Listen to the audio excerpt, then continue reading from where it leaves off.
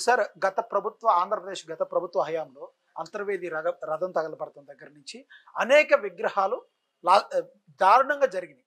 ఇంత దారుణాలకి కారణమైన వారిని ఇంతవరకు ఏమి చేయబోటాన్ని హైందవుల యొక్క చేతకానితనంగా చూడాలా, ఎలా చూడాలంటారు? ఖచ్చితంగా మనం మనకు ఆరాటం ఉన్నా పోరాటం చాలా తక్కువ కదా. మీకు బండ విషయం చెప్తాను. ఎప్పుడైనా మెట్రో వేశారు, ఢిల్లీలో కావచ్చు, ఎక్కడ కావచ్చు, ఎక్కడైనా మెట్రో వేసేటప్పుడు లేకపోతే ఇంకో డెవలప్మెంట్ లోనో గుళ్ళు అడ్డం వస్తే ఏం చేస్తుంటారు? అది ఈజీగా బుల్లో తెచ్చి లేపేయడమే. కనీసం ఆ విగ్రహాన్ని తీసి ఇంకో చోట మంత్రోచ్చారంతో అదో పద్ధతి పాడు అది ఏముండదు, లేపేయడమే.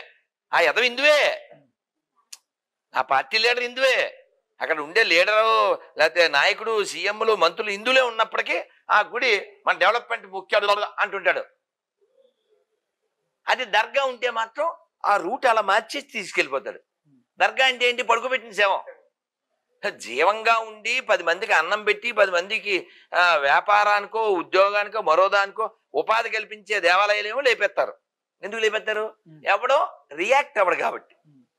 అర్థమైందా?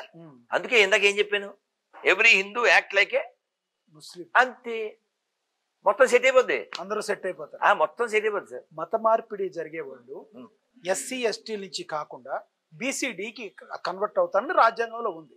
కానీ వాళ్ళు బీసీడీలోకి వెళ్ళడానికి సరిగ్గా హిందూ ధర్మాలు ఎందుకు పోరాడలేకపోతున్నాయి? ఆ రకంగా అయితే మత మార్పిడి ఆగుతాయి కదా సార్. ఇక్కడ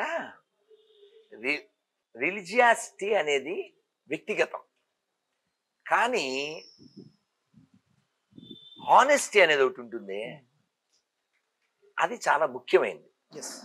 అది ఏ మతం వాడైనా అది కలిగి ఉండాలి. ఇప్పుడు ఒక 3-4 రోజుల క్రితం వాడి పేరు రాజశేఖర్ అవడం, వాడు టీటీడీలో జేఈఓ, వాడు చర్చికి వెళ్ళి ప్రార్థన చేస్తున్నాడు, దొరికాడు. సో నేనేం చెప్పానంటే, please leave TTD or better leave the body. మీకు అర్థమైంది ఇంగ్లీష్ వచ్చిన వాళ్ళకి. ఎందుకని?